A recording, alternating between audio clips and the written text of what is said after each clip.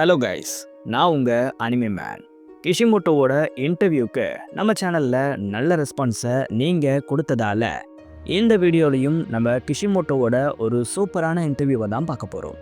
இதில் முக்கியமாக நருட்டோங்கிற சீரீஸ் எப்படி உருவாச்சு, பிகினிங்கில் நருட்டோ மாங்கா எதை பற்றி இருந்துச்சுன்னு எல்லாத்தையும் ரிவீல் பண்ணியிருப்பாங்க.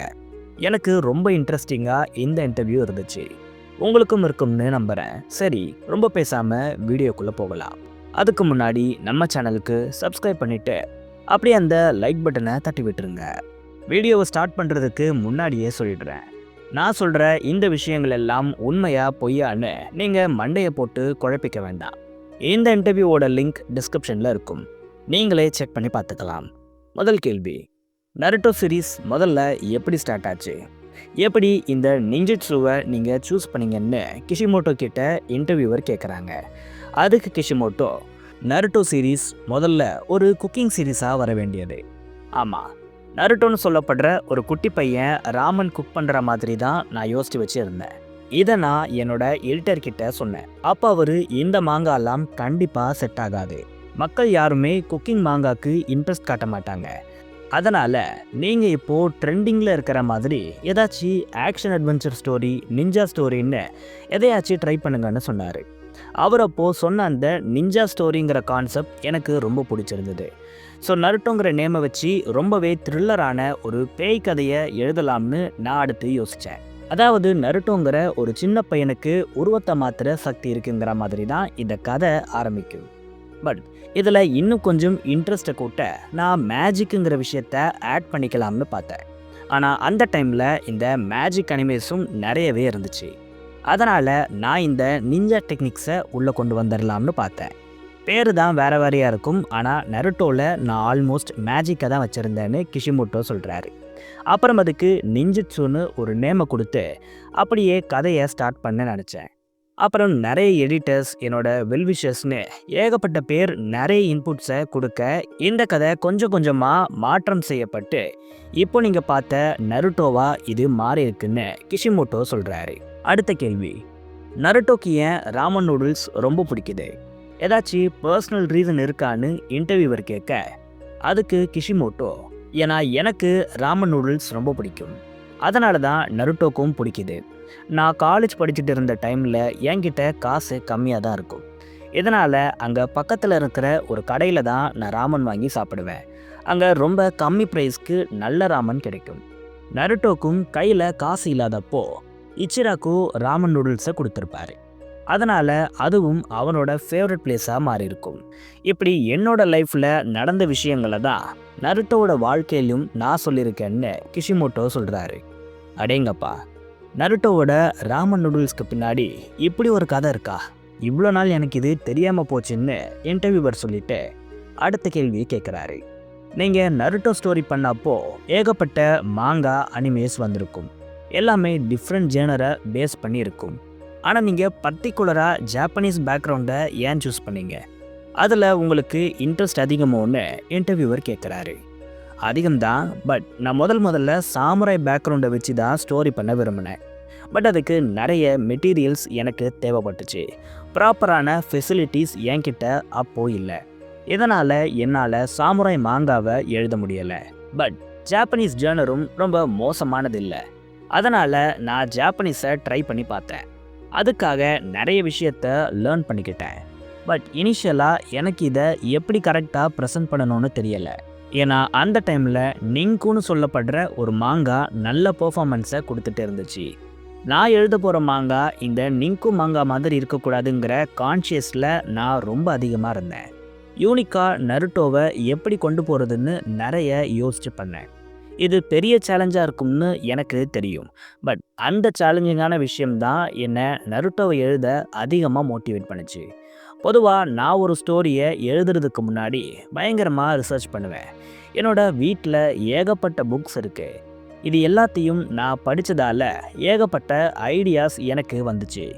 ஆல்மோஸ்ட் மாத கணக்கில் நான் நருட்டோக்கான ப்ரிப்பரேஷனை பண்ணேன்னு கிஷிமோட்டோ சொல்கிறாரு. நீங்கள் இவ்வளோ டைம் எடுத்துக்கிட்டதா சொல்கிறீங்க, பப்ளிஷர்ஸ் இதுக்கு எப்படி அலோவ் பண்ணாங்க, அவ்வளோ டைம் உங்களுக்கு எப்படி கிடைச்சதுன்னு இன்டர்வியூவர் கேட்குறாரு. நீங்கள் சொல்கிற இந்த பெர்மிஷனுங்கிறது ஜம்ப்புங்கிற ஒரு ஈவெண்ட்டில் தான் கொடுக்கப்படும். அங்கே ஏகப்பட்ட மாங்காஸ்க்கு க்ரீன் லைட் கொடுப்பாங்க. இதை கொடுத்த அப்புறம் அந்த ஆத்தர் மாங்காவை எழுத ஸ்டார்ட் பண்ணுவார். இப்படி ஒரு ஆத்தருக்கு பெர்மிஷன் கிடைச்சிட்டா இந்த ஆத்தர் 1 மந்த்துக்குள்ளே ஃபர்ஸ்ட் சாப்டரை சப்மிட் பண்ணணும். ஆனால் என்ன காரணமோ தெரியலை, நருட்டோக்கு க்ரீன் சிக்னல் கொடுத்தும் அவங்க நியூ சாப்டரை உடனே கேட்கல. ஆல்மோஸ்ட் 3-4 மாதம் அவங்க பெருசாக எந்த ஒரு ப்ரெஷரையும் எனக்கு கொடுக்கலன்னு கிஷிமோட்டோ சொல்கிறாரு. அப்போ உங்கள் மாங்காக்கு அப்ரூவல் கிடைச்சும் நீங்கள் 2-3 மாதம் சும்மா தான் இருந்தீங்களான்னு இன்டர்வியூவர் கேட்குறாரு. எனக்கு டைம் கிடைச்சது உண்மைதான், பட் நான் அப்போது சும்மா இல்லை. நருட்டோ மாங்காவை நான் எழுதிக்கிட்டு தான் இருந்தேன். அந்த டைமில் நான் ஏகப்பட்ட சாப்டர்ஸை முடிச்சு வச்சுருந்தேன். நிறைய கேரக்டர்ஸில் கூட ஒர்க் பண்ணியிருந்தேன். நருட்டோ ஸ்டோரியை மட்டும் கிட்டத்தட்ட 8 தடவை மாற்றிட்டேன். ஒரு கட்டத்தில் என்னோட ஃபர்ஸ்ட் சாப்டர் பப்ளிஷ் செய்யப்படுது. ஆனால் நான் அப்போது என்னோட 9th சாப்டரில் ஒர்க் பண்ணிகிட்டு இருந்தேன். எனக்கு இருந்த டைமை நான் யூட்டிலைஸ் பண்ணிக்கிட்டதால் பிகினிங்கில் எனக்கு கொஞ்சம் ஸ்ட்ரெஸ் கம்மியாக இருந்துச்சுன்னு கிஷிமோட்டோ சொல்கிறாரு. அடுத்த கேள்வி, நீங்கள் முதல்ல ஒரு கேரக்டரை டிசைன் பண்ணிவிட்டு அதுக்கு நேமை கொடுப்பீங்களா, இல்லை நேமை கொடுத்துட்டு அதுக்கப்புறம் அந்த கேரக்டரை டிசைன் பண்ணுவீங்களான்னு இன்டர்வியூவர் கேட்குறாரு. ரெண்டுத்தையுமே பண்ணுவேன். சில நேரத்தில் ஒரு கேரக்டருக்கு நான் நேமை முன்னாடியே கொடுத்துருவேன். ஒரு சில நேரத்தில் நான் ஒரு கேரக்டரை டிசைன் பண்ணிவிட்டு அப்புறம் நேமை கொடுப்பேன்னு கிஷிமோட்டோ சொல்கிறாரு. இது ரெண்டுத்துக்குமே நீங்கள் ஒரு ப்ராப்பரான எக்ஸாம்பிளை கொடுக்க முடியுமான்னு இன்டர்வியூவர் கேட்குறாரு. முதல்ல ஜாபுசாங்கிற கேரக்டருக்கு நான் நேமை கொடுத்துட்டேன். ஏன்னா எனக்கு பவர்ஃபுல் கேரக்டர் தேவைப்பட்டுச்சு. அதுக்கு ஒரு பவர்ஃபுல் நேமை கொடுத்து என்னோட மைண்டில் அந்த கேரக்டரை டிசைன் பண்ணிக்கிட்டேன். அப்புறம்தான் அந்த கேரக்டரை எனக்கு பேப்பரில் டிசைன் பண்ண தோணுச்சு. அப்படியே ஜிராயாவை எடுத்துக்கிட்டா, நான் முதல்ல அந்த கேரக்டரை டிசைன் பண்ணிட்டேன். அப்புறம் அதுக்கு நிறைய நேம்ஸை வைக்க ட்ரை பண்ணேன். எனக்கு இந்த கேரக்டர் ஒரு நல்ல விசார்ட் மாதிரி வரணுங்கிற ஐடியா எனக்கே இருந்துச்சு. இதனால் பழைய ஃபோக்லோர்லேருந்து நான் இந்த நேமை எடுத்தேன். ஜிராயா மட்டும் இல்லை, கிமிமாருக்கும் நான் இதையே தான் பண்ணேன். முதல்ல அந்த கேரக்டரை கம்ப்ளீட்டாக டிசைன் பண்ணி முடிச்சுட்டு அப்புறம் தான் நேமை செலக்ட் பண்ணேன்னு கிஷிமோட்டோ சொல்கிறாரு. சரி, நீங்கள் நேமிங் பற்றி சொல்கிறதால இந்த கேள்வியை கேட்குறேன். ஒரு கேரக்டருக்கு நீங்கள் எப்படி நேமை செலக்ட் பண்ணுறீங்கன்னு இன்டர்வியூவர் கேட்குறாரு. ஒரு சில கேரக்டர்ஸ்க்கு அது கொடுக்குற வைபை வச்சு நான் நேமை வைப்பேன். கிமிமாருக்கு நான் ஒரு ஹிஸ்டாரிக்கல் டிவி சீரீஸை பார்த்து நேமை வச்சேன்னு கிஷிமோட்டோ சொல்கிறாரு. நீங்கள் வைக்கிற நேம்ஸுக்கும் அந்த கேரக்டரோட பர்சனாலிட்டிக்கும் ஏதாச்சும் சம்மந்தம் இருக்கான்னு இன்டர்வியூவர் கேட்குறாரு. இருக்குது. நெஜிங்கிற கேரக்டர் எடுத்துக்கிட்டா அவர் ரொட்டேஷன் டெக்னிக்கை யூஸ் பண்ணுவார். நெஜினா ஜாப்பனீஸில் ஸ்க்ரூன்னு அர்த்தம். ஸ்க்ரூஸ் ரொட்டேஷனை பண்ணும். அதே மாதிரி நெஜியும் பண்ணுவார். அது ரொம்ப ரொட்டேட் ஆகும்போது ஒரு ஸ்பைரல் அண்ட் வேர்ல்பூல் பேட்டர்னில் இருக்கும். இந்த ஸ்பைரல் அண்ட் வேர்ல்பூல் உசுமாக்கிஸை குறிக்கும். அதோட நெஜிக்கு ஒரு குட்டி கனெக்ஷன் இருக்கும். இதை ஃப்யூச்சரில் நான் ரிவீல் பண்ணுவேன். அப்புறம் நான் எல்லா கேரக்டர்ஸ்க்கும் இப்படி பார்த்து நேமை வைக்க மாட்டேன்.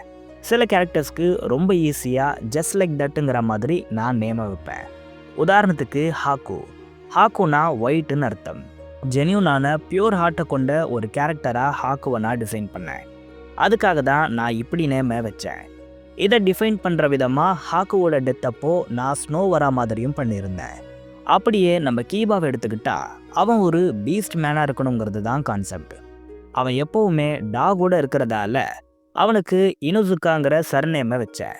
இனுன்னா நாயின்னு அர்த்தம்னு கிஷிமோட்டோ சொல்கிறாரு. அடுத்த கொஷின், நருட்டோ சீரீஸில் முதல்ல வந்த கேரக்டர்ஸான நருட்டோ ககாஷிக்கெலாம் சர்நேம் இருக்குது. நருட்டோ உசுமாக்கி ககாஷி அட்டாக்கேன்னு அவங்கள நாங்கள் கூப்பிடுறோம். பட் அதுக்கப்புறம் வந்த காரா மாதிரியான கேரக்டர்ஸ்க்கு சர்நேமே இல்லையே, இதுக்கு என்ன காரணம்னு இன்டர்வியூவர் கேட்குறாரு. முதல்ல நான் எல்லா கேரக்டர்ஸ்க்கும் சர்நேமை வச்சுருந்தேன். காராக்கே நான் கொட்டாரு ஃபூமானு தான் நேமை வச்சுருந்தேன். சான் வில்லேஜில் இருக்கிற ஷினோபிக்கு இது பர்ஃபெக்டான நேமாக இருக்கும்னு எனக்கு பட்டுச்சு.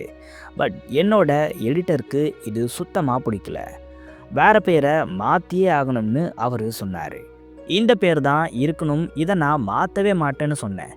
அப்படியே பல வாரங்கள் போச்சு. அப்புறம் என்னோட எடிட்டரே இந்த கேரக்டருக்கு ஒரு புது நேமை கொண்டு வந்தார். அதுதான் காரா. எந்த நேரமும் தன்னை பற்றி மட்டுமே கவலைப்படுற மற்ற யாரையுமே பொருட்படுத்தாத ஒரு கேரக்டரான இவனுக்கு காராங்கிற நேம் சூட் ஆகும்னு என்னோட எடிட்டர் சொன்னார். பட் இந்த நேம்க்கான இன்ஸ்பிரேஷனை அவர்கிட்ட கேட்டேன். ஆனால் அவர் அதை பற்றி அப்போ எனக்கு சொல்லவே இல்லை. அதுக்கப்புறம் தான் அவர் இதை எதுலேருந்து எடுத்தாருன்னு எனக்கு தெரிய வந்துச்சு. அதாவது ஜப்பானில் காரா யுசாவாக்கான்னு ஒரு ஸ்கீ ரெசார்ட் இருக்குது. அங்கே இவர் ஃபேமிலியோட டைம் ஸ்பெண்ட் பண்ணியிருக்காரு. அந்த நேமை தான் இவர் காராக்கு வச்சிருக்காரு. இந்த விஷயம் எனக்கு தெரிஞ்சதுக்கு அப்புறம் அடப்பாவி இப்படி பண்ணிட்டியடான்னு தோணுச்சு. ஆனால் என்ன பண்ணுறது, இதுக்கு மேலே ஒன்றும் பண்ண முடியாதுன்னு அதே நேமை வச்சுக்கிட்டேன். இந்த ஒரு இன்சிடெண்ட்டுக்கு அப்புறம் நான் சர்நேமையே விட்டுட்டேன். ஜஸ்ட் அந்த கேரக்டர் நேம் மட்டுமே போதுமானதுன்னு புரிஞ்சுக்கிட்டேன்னு கிஷிமோட்டோ சொல்கிறாரு. கடைசி கேள்வி, ஒரு நேமை ஒரு கேரக்டருக்கு கொடுக்கறதுக்கு நீங்கள் எந்த அளவுக்கு ஹோம்ஒர்க் பண்ணுவீங்க, அது எந்த அளவுக்கு கஷ்டமாக இருக்கும்னு இன்டர்வியூவர் கேட்குறாரு. அது ரொம்ப ரொம்ப கஷ்டமாக இருக்கும். முக்கியமாக இனிஷியல் டேஸில் தான் டியூனிங் எக்ஸாம்ஸ் நடந்திருக்கும். அப்போது ஏகப்பட்ட சின்ன பசங்களுக்கு நான் நேமை வைக்க வேண்டியதாக இருந்துச்சு. அதுவும் இது எல்லாத்தையும் நான் ஒரு வாரத்திலேயே பண்ணியாகணுங்கிற ப்ரெஷர் எனக்கு இருந்துச்சு.